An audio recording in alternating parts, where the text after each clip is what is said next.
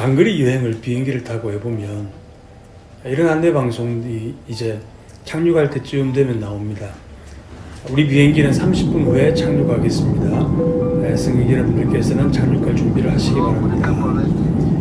이 멘트가 나오고 난 뒤부터 승객들의 태도가 달라지고 분주해지기 시작합니다. 옷맵시도 고치고 또 여자 승객들은 화장도 고칩니다.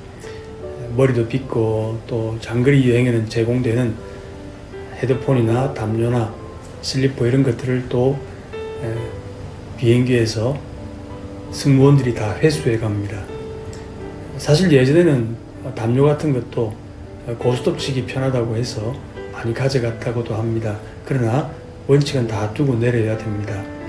모든 것을 다 원위치 시켜 놓아야 합니다. 그런데 1등석을 탄 승객들도 역시 마찬가지입니다. 1등석에 제공되는 여러 가지 물품들은 당연히 일반석보다 더 좋겠죠.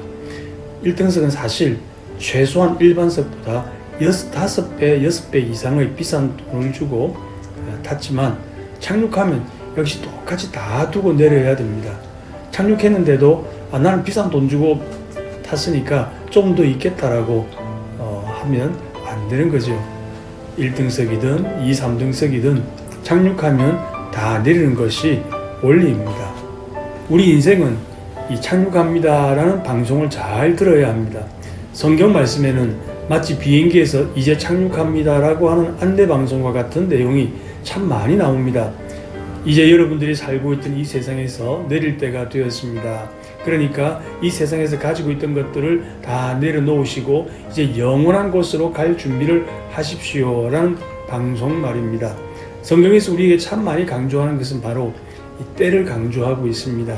때를 알아라, 또 때를 놓치지 마라는 이런 말씀입니다. 시간을 소중히 여겨라고 하는 교훈입니다. 굉장히 중요한 하나님의 교훈입니다. 우리 인간에게는 좋은 때만 있는 사람도 없고 어려운 때만 있는 사람도 없습니다. 그래서 모든 사람들에게 다 여러 가지 다양한 때가 있는 것입니다.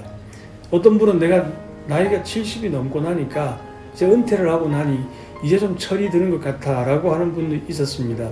여러분은 어떻습니까? 철이 좀 드셨다고 생각합니까? 때를 분별하지 못하는 사람들을 가리켜서 아이들처럼 철이 없다고 합니다. 철이라고 하는 것은 사시사철이라 말할 때 그 철을 말합니다. 즉 계절이라는 뜻이죠. 그래서 철이 든다는 것은 때를 안다라고 바꾸어서도 무방합니다. 또한 철 없는 사람이나 철을 모르는 사람을 철부지라고 합니다. 하여튼 철이 든다는 것은 또 철을 안다는 것은 시간에 관해서 아는 것이라 할 수 있을 것입니다. 사람이 앉을 때와 설 때, 그리고 일할 때와 쉴 때를, 그리고 나아갈 때와 물러설 때를 제대로 안다면 철이 들었다라고 말할 수 있지 않겠습니까?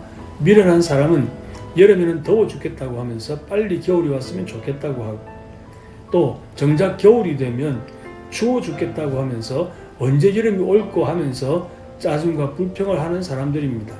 철이 든 사람은 여름에는 여름대로 즐기고 겨울은 겨울대로 맛을 느낍니다.